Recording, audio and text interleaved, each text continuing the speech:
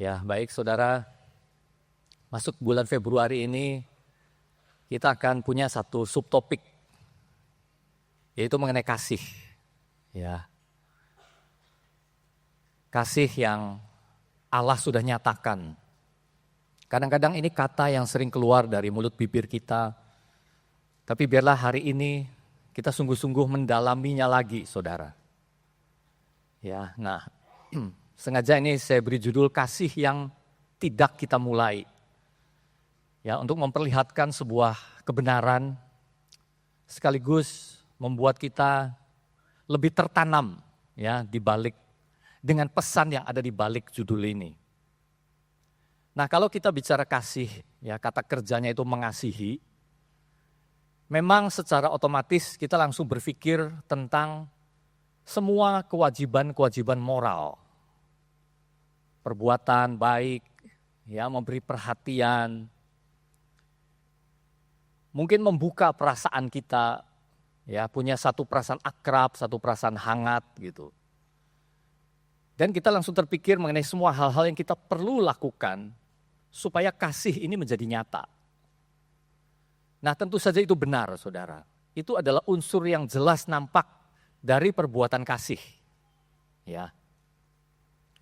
Nah, tetapi sebagai manusia, ingat bahwa kita punya keterbatasan. Pada waktu bicara kasih, hal yang natural adalah kita melihat contohnya dari sesama manusia. Kita melihat sekeliling, kita melihat satu figur, atau kita menerima kasih dari manusia. Nah, tentu saja itu hal yang memang Tuhan berikan kepada kita. Tapi sejujurnya, saudara, pada saat-saat tertentu, bukankah kita tidak mudah melakukannya? Ya, di dalam saat-saat tertentu ini susah gitu. Nah, itulah sebabnya sebenarnya pesan pagi hari ini itu agar kita datang kepada sumber utama dari kasih itu. Dan selalu terhubung. Bahwa kita connect, terhubung, kita memberi dan menerima kasih dari sesama kita, itu anugerah yang luar biasa.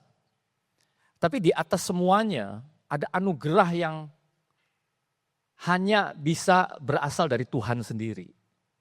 Ya. Nah, saudara, kita mulai dari satu fakta, bahwa kalau di luar Allah, manusia itu bukannya tidak punya kasih, saudara, punya. Tetapi kasih manusia yang di luar Allah, itu kasihnya itu bengkok, ya, melengkung itu. Ya, membentuk seperti kurva yang akhirnya balik kepada dirinya sendiri. Ya, ini istilah dari seorang bapak gereja di zaman dulu namanya Agustinus, dia menyebutnya amor curvus. Amor curvus. Jadi melengkung, jadi kayak bumerang gitu, saudara ya, kalau tahu senjata asli orang aborigin itu bumerang dilempar, dia akan membentuk satu lingkaran, satu kurva, akhirnya balik ke yang melemparnya sendiri. Kasih yang secara mudah kita pahami adalah kasih yang memancar kan. Ya arahnya itu keluar. Tapi di luar Allah kasih ini akan melengkung dan ujung-ujungnya balik ke dirinya sendiri. Ya. Nah, ini adalah contoh, saudara bisa menemukan banyak. Saat ini kalau saya mencari contoh harus hati-hati. Ya, karena kadang-kadang fiktif, ya buatan AI. Tapi ini saya sudah cek, ini betul saudara. Ya, karena ini yang satu ini memang ada di berita. Jadi ini unik saudara, ini adalah kisah suami istri namanya Otto dan Yumi Katayama. Ini orang Jepang. Ya, ini ada di televisi di Hokkaido di Jepang. Ya. Nah, mungkin saudara pernah mendengar ceritanya. Uniknya itu kenapa? Karena ini pasangan suami istri yang selama 20 tahun tidak saling berbicara. Ya. Istrinya sih bicara, tapi suaminya yang enggak. Suaminya memutuskan untuk tutup mulut. Ya. 20 tahun, tapi anehnya mereka tetap bersama-sama. Mereka membesarkan 3 orang anak. Ya, Otto ini tetap bekerja secara rajin, menghidupi keluarga, penuh tanggung jawab. Tetapi 3 anak-anaknya dibesarkan di dalam rumah dan mereka tidak pernah mendengar papa mamanya saling berbicara. Mamanya sih berbicara secara normal, tapi tentu saja seperlunya karena respon suaminya itu hanya menggeleng, mengangguk, ya, ya, hanya gumaman, ya hanya berupa menggeram mungkin kalau dia lagi marah, tapi tutup mulut. Jadi anak-anaknya ini dibesarkan dalam rumah tangga seperti itu, akhirnya yang bungsu, ya umur 18 kalau nggak salah, dia kepikir satu ide, ya memang idenya sih lucu kedengarannya. Dia datang ke stasiun TV di Hokkaido ini dan cerita masalahnya, dan tolong ini dibereskan lah, dibantu. Nah jadi mungkin bentuknya reality show saudara, tapi ini benar-benar real. Kalau reality show yang kita tahu kan banyak direkayasa ya, ini benar. Ya memang direkayasa, stasiun TV-nya datang, pendekatan, akhirnya mau nggak kamu gini-gini, ya akhirnya entah kenapa si Otto-nya mau, istrinya lebih mau. Jadi di sebuah taman, ya ini sudah 20 tahun, taman tempat mereka pertama kali bertemu, atau mungkin menyatakan lah gitu ya. Nah jadi sengaja settingnya seperti itu, nah di taman inilah pertama kali Otto akhirnya bicara setelah 20 tahun. Jadi anak-anaknya mengintip dari balik semak-semak, ya saya nggak tahu, saya belum cek televisinya. Bicara ya, bicaranya tuh, maaf selama ini kamu dalam kesulitan, saya minta maaf. Ya, akhirnya keluar juga saudara. Sebenarnya dia ngerti bahwa 20 tahun itu dia menyiksa istrinya. Ya, jadi unik, nah akhirnya terungkap kan, kenapa dia memutuskan untuk tutup mulut.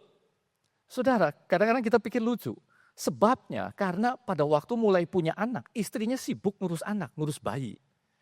Dan si suami ini merasa diabaikan. Dia merasa cemburu dan dia ngambek. Ya, bayangkan saudara.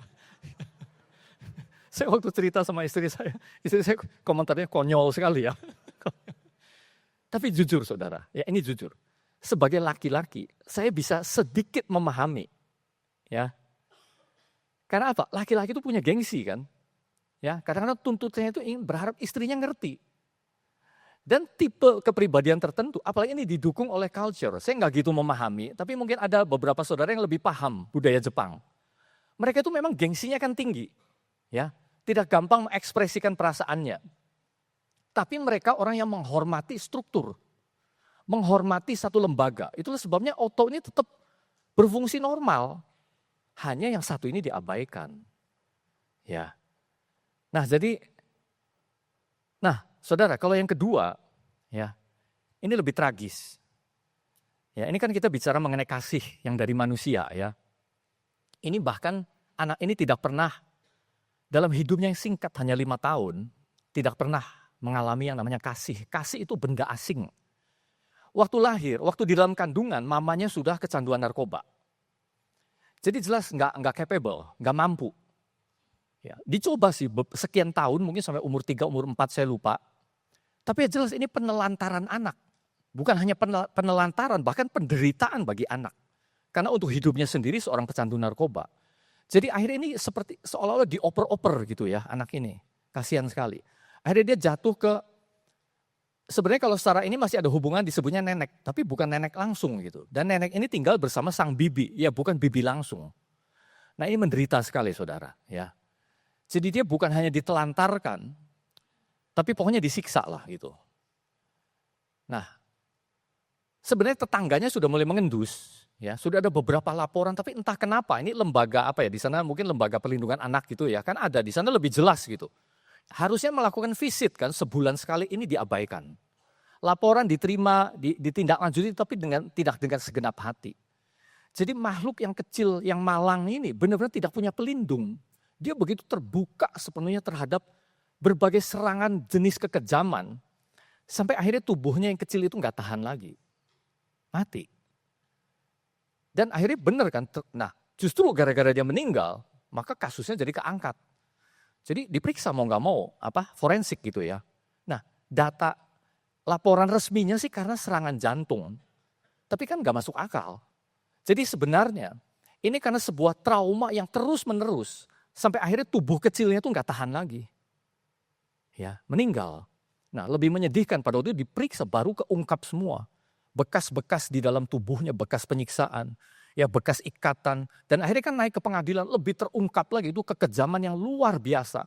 Yang kita tidak bisa bayangkan manusia dewasa bisa lakukan terhadap anak yang begitu kecil.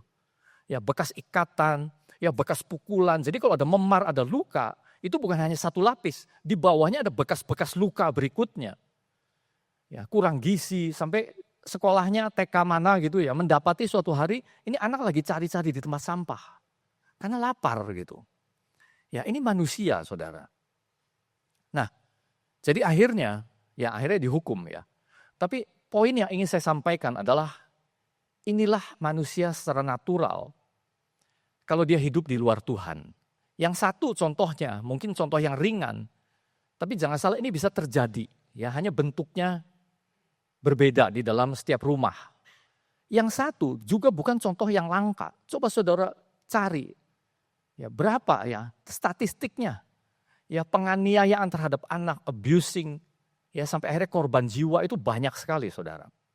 Manusia.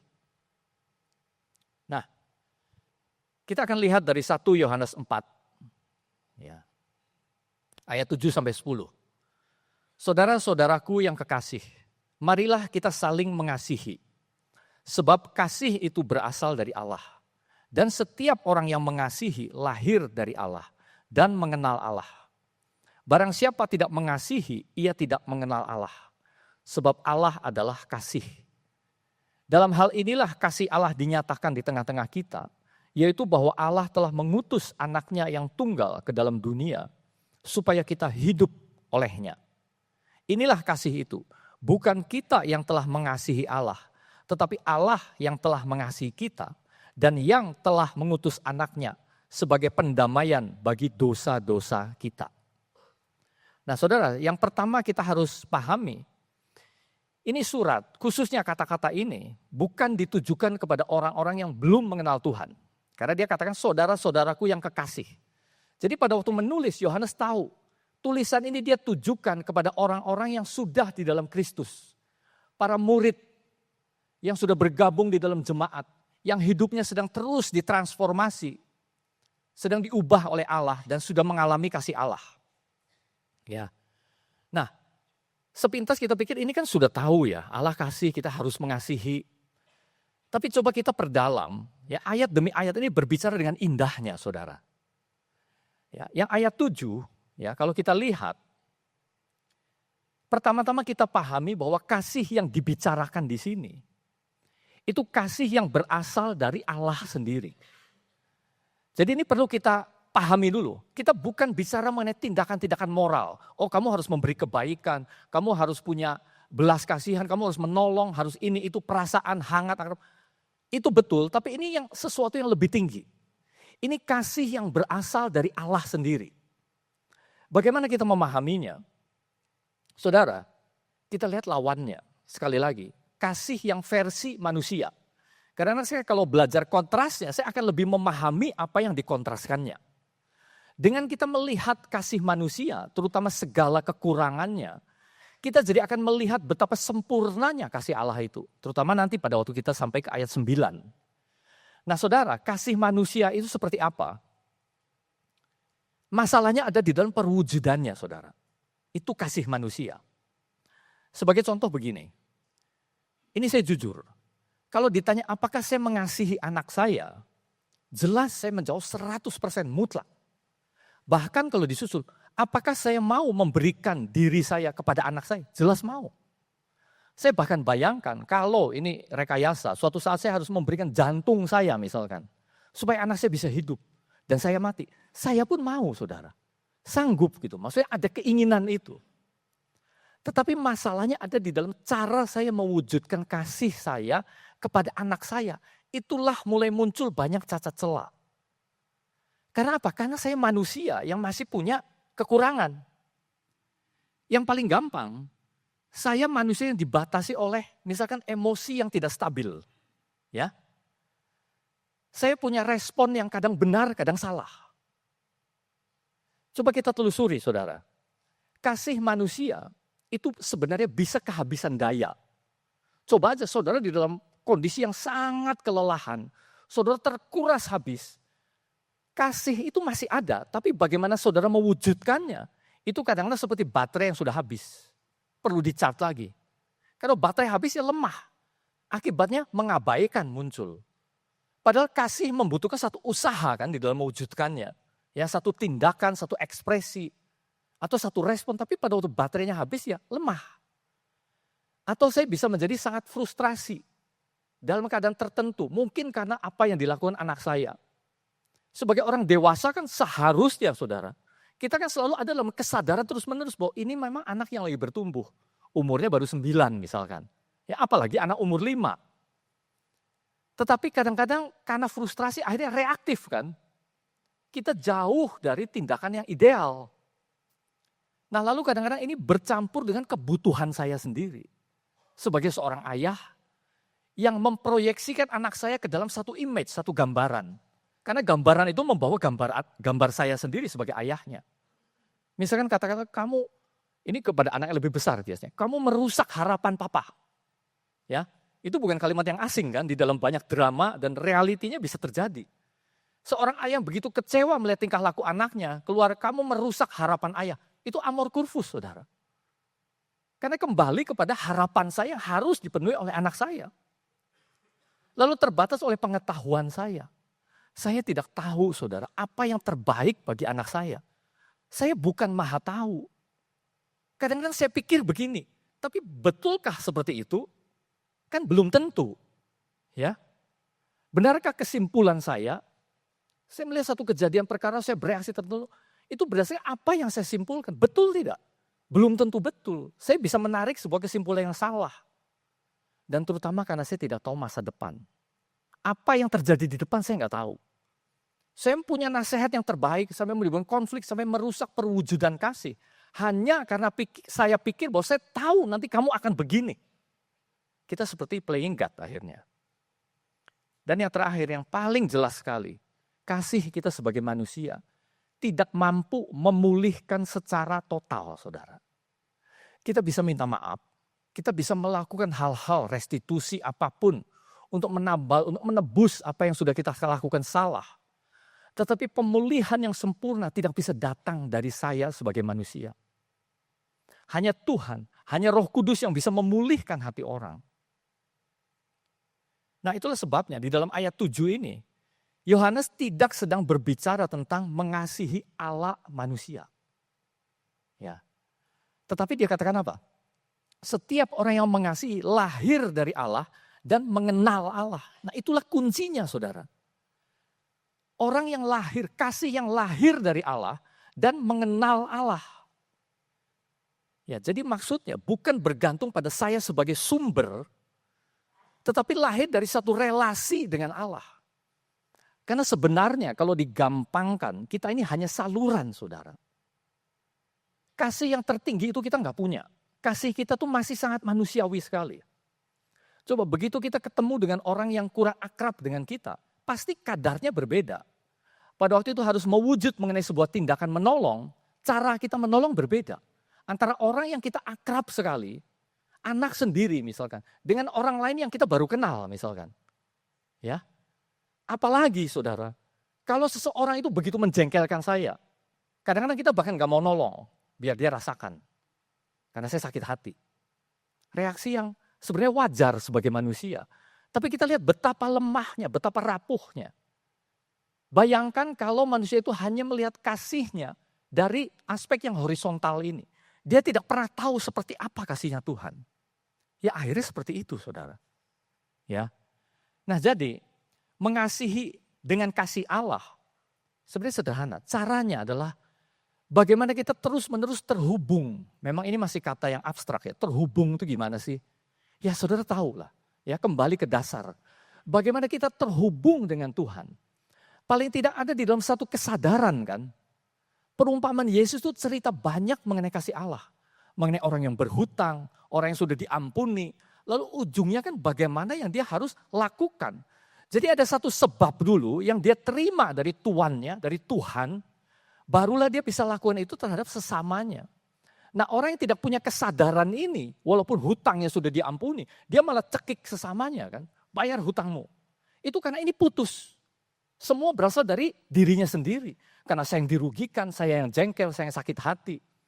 Padahal kalau dia terhubung dengan Tuhan, ya dia menerima pengampunan, penghapusan hutang yang begitu besar. Amin saudara. Kemudian ayat ke-8.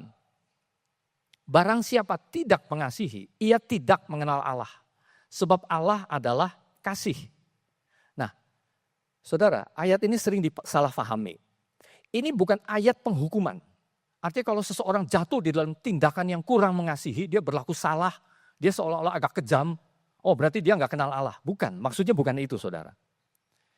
Jadi setiap kegagalan kita dalam mempraktekkan kasih itu tidak berarti kita tidak mengenal Allah.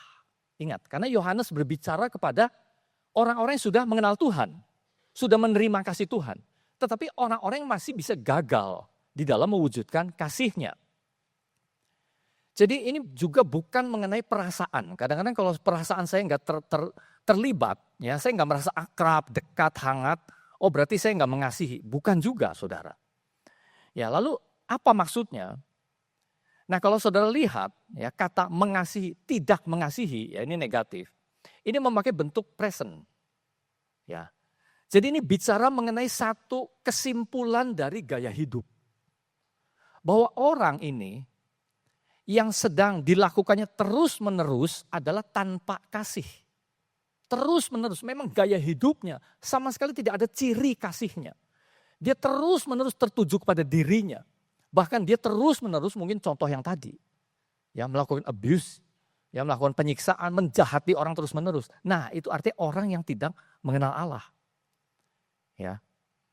Jadi cara memeriksanya bukan apakah saya selalu, hati saya selalu merasa akrab dengan orang, hati saya selalu lembut dan hangat kepada orang. Itu baik, indikator yang baik. Tapi bukankah kalau kita terus menerus itu tidak kepada setiap orang kan kita lakukan itu saudara. Jadi bukan bicara mengenai itu. Tetapi apakah hidup saya ini dipimpin oleh kasih yang bersumber dari Allah. Terhubung tadi, balik lagi saudara. Terus menyadari. Sehingga saya bisa mengoreksi. Paling tidak saya bisa menyadari. Aduh ini salah. Ya. Karena kita selalu melihatnya kepada kasih yang agung itu saudara, kasih dari Tuhan sendiri. Jadi pesannya bukan kalau kamu gagal, kamu bukan milik Allah. Bukan. Ya, bukan bicara mengenai anti gagal.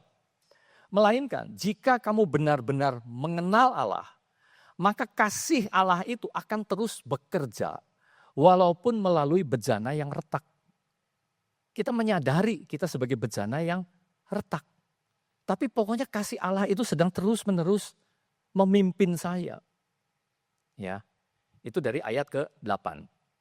Nah ayat 9, dalam hal inilah kasih Allah dinyatakan di tengah-tengah kita. Yaitu bahwa Allah telah mengutus anaknya yang tunggal ke dalam dunia supaya kita hidup olehnya.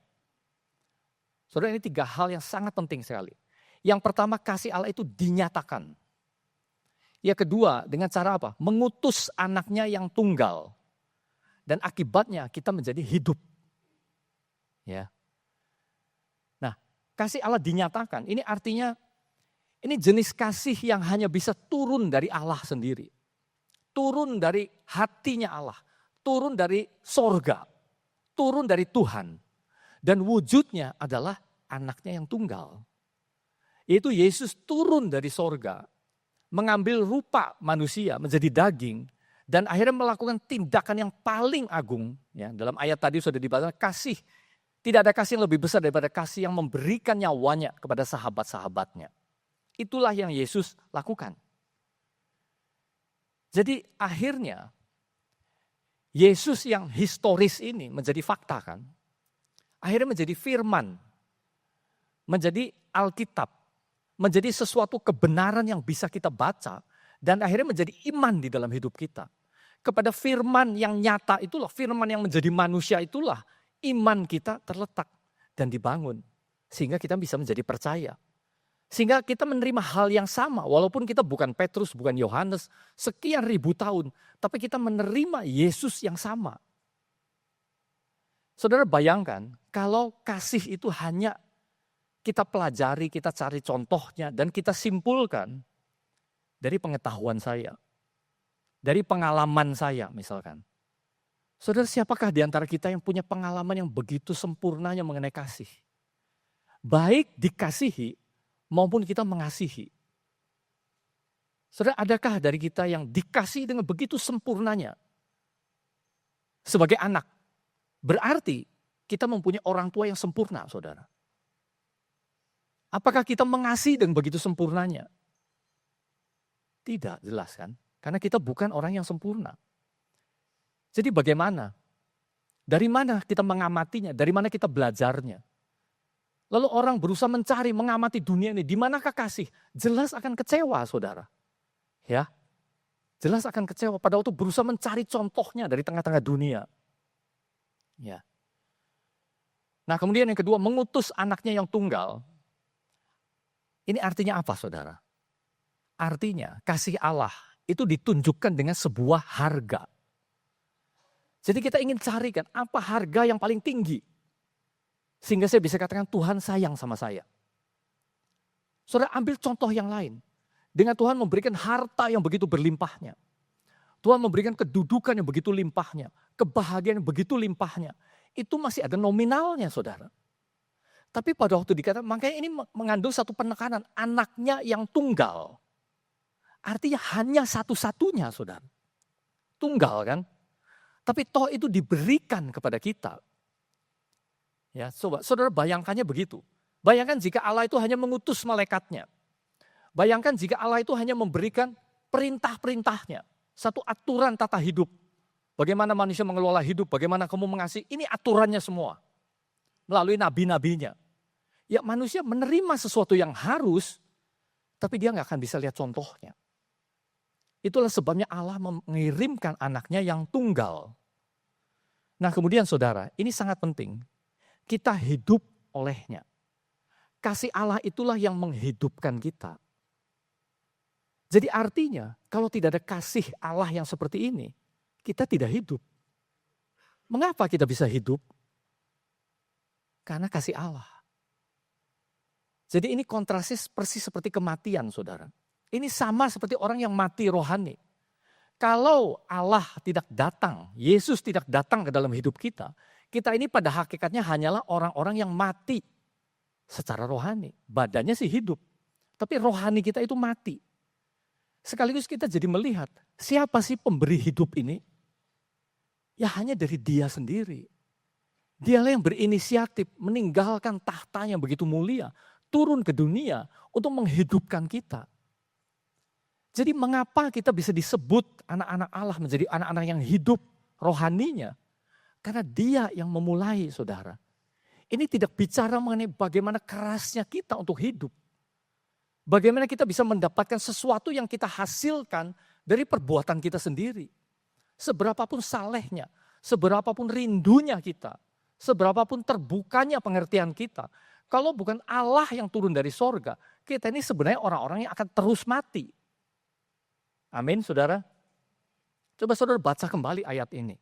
Ya, pahami pelan-pelan, saudara. Ya. Dalam hal inilah kasih Allah dinyatakan di tengah-tengah kita, yaitu bahwa Allah telah mengutus anaknya yang tunggal ke dalam dunia supaya kita hidup olehnya. Ya.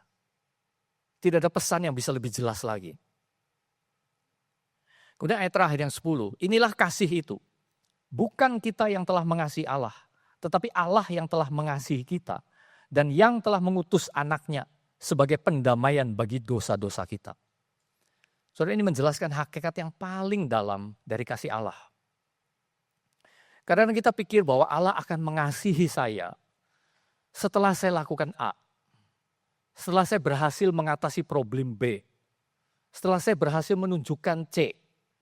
Langsung secara natural kita terpikir mengenai hal-hal yang harus kita lakukan. Saudara, tentu saja itu baik. Karena memang kekristenan juga menuntut hal-hal yang demikian. Tapi yang salahnya adalah bahwa itu dikedepankan seolah-olah ini menjadi prasyarat sehingga kasih Allah itu turun. Saudara, kita harus terus-menerus mengingat fakta kebenaran ini.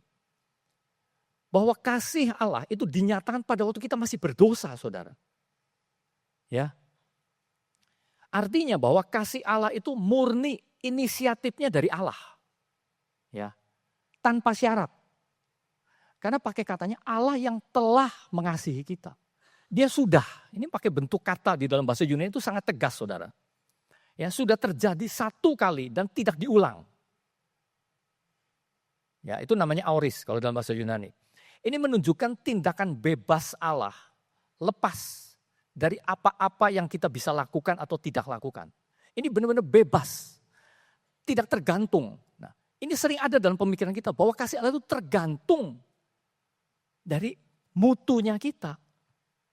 Ya coba saudara, sejujurnya saya juga masih sering jatuh di dalam jebakan ini.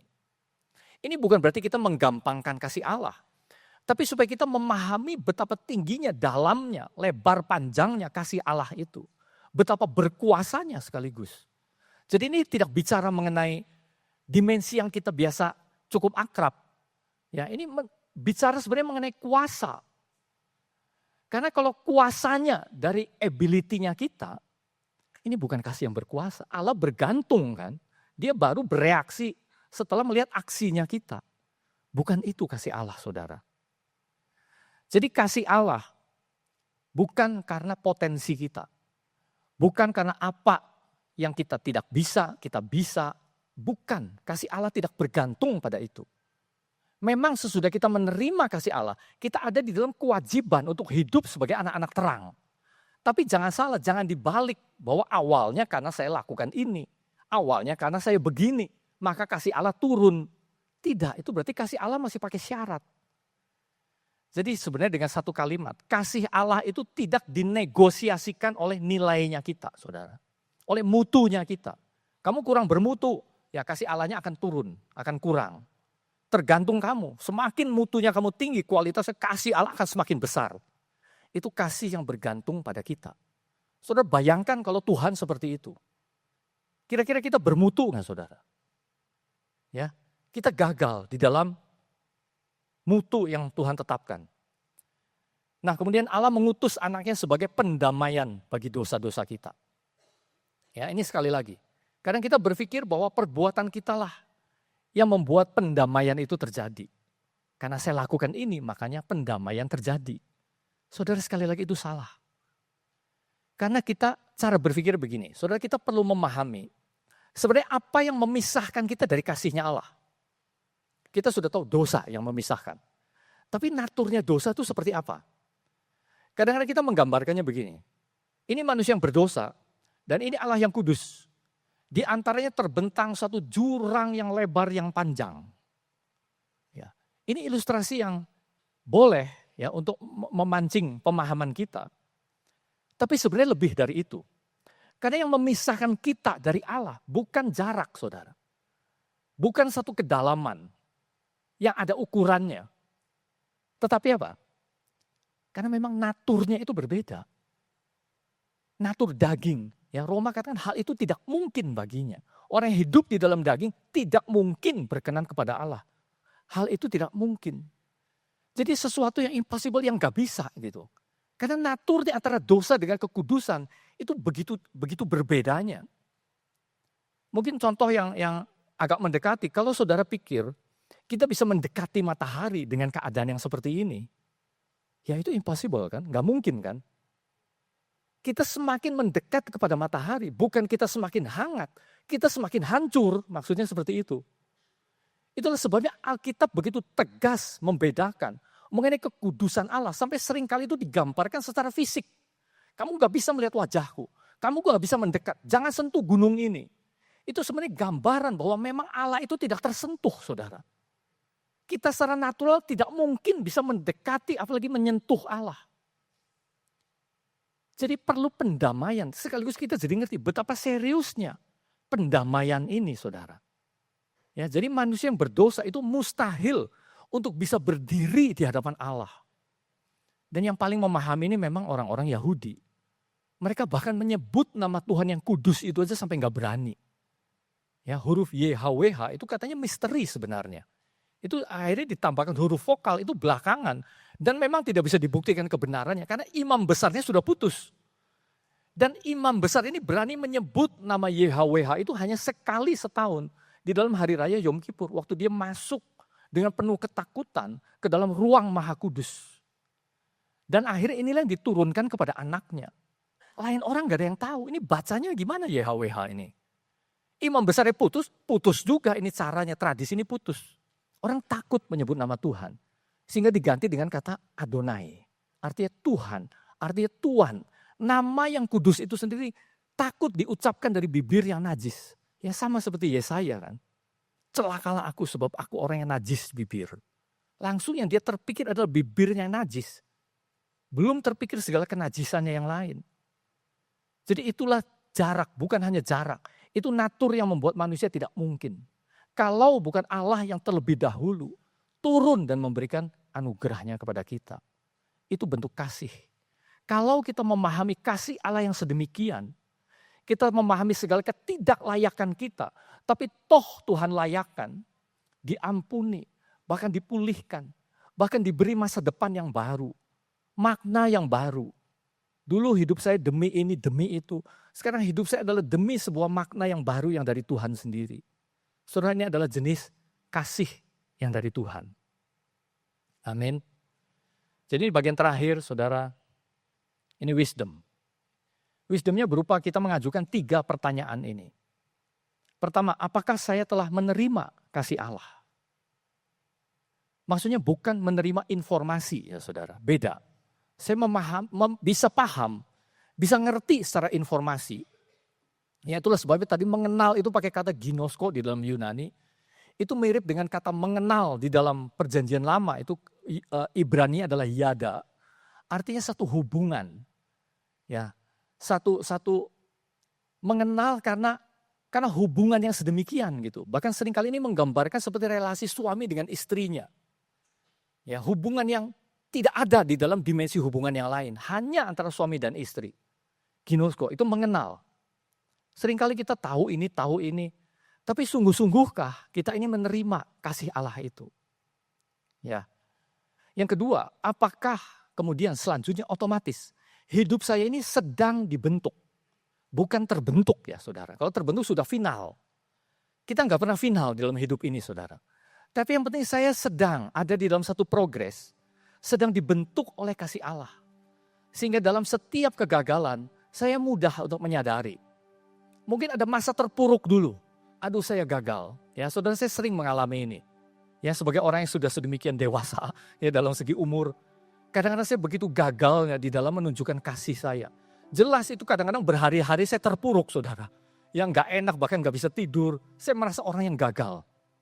Tapi pada akhirnya begitu saya melihat kembali kepada kasih karunia Tuhan. Yang selalu sedia membangunkan saudara. Membuat kita bangun kembali, pulih kembali. Kamu tidak gagal Tuhan bilang. Kamu hanya sedang ada di dalam sebuah proses. Mau tidak mau dengan berat langkah saya berdiri kembali. Saya ikut Tuhan kembali. Sambil merasa malu. Sambil masih merasa gagalnya itu masih ada. Tapi setiap kali saya melihat di sana kasih yang tidak ada batasnya itu. Saya jadi tahu, oh Tuhan, memang saya melihat batas-batas di dalam diri saya. Ini batas kemampuan saya secara manusia. Lewat dari ini saya sudah keluar batas. Saya sudah bertindak salah. Tapi pada waktu saya melihat kasih yang tidak terbatas itu. Saudara, itu pemulihan. Itu yang membuat saya mampu berjalan lagi. Ya. Dan yang ketiga, apakah yang banyak keluar dari hati saya? Mau tidak mau saudara. Mau gak mau sebagai manusia kita mengukur dengan sesuatu. Ini menjaga kita untuk hidup dengan begitu sembarangannya. Sampai akhirnya terbukti apa yang dikatakan Yohanes, tidak mengenal Allah. Ya, apakah memang mau gak mau pakai persentase? Apa yang lebih banyak keluar saudara? Ya, mau gak mau sebagai manusia. Biarlah ini menjadi refleksi bagi kita semua. Ya, dengan 3 pertanyaan ini. Tujuannya adalah kita memahami kasih dari Allah. Amin saudara. Baik, mari kita satukan hati saudara. Tuhan, kami bersyukur apa yang bisa keluar sebagai ungkapan hati kami. Karena bahkan pikiran kami pun tidak mudah memahaminya. Bagaimana Engkau Allah yang begitu kudusnya mau turun dari sorga. Bagaimana Engkau mengirimkan anak-Mu yang tunggal itu ya Tuhan. Turun ke dunia ini. Mengambil rupa seorang manusia bahkan seorang hamba. Yang mati bagi kami orang-orang berdosa ini. Orang-orang yang tidak layak. Orang-orang yang jauh dari Tuhan bahkan tidak peduli. Kami yang sering mengatakan kami punya kasih. Tapi pada akhirnya kasih itu berbelok melengkung hanya tertuju kepada diri kami belaka. Tapi segala syukur kami, Engkau sudah membuka hidup kami, masuk di dalam hidup kami, menaruh kasih yang agung itu, yang bukan hanya indah, tapi juga berkuasa. Tuhan, biarlah kami terus diubahkan oleh kasih-Mu. Kami tidak terpuruk di dalam kegagalan kami mengasihi. Kami sebaliknya kami terus bangkit dan diubah oleh kasih-Mu dari waktu ke waktu. Terima kasih ya Tuhan. Terima kasih buat segala kasih. Hanya di dalam nama Tuhan Yesus.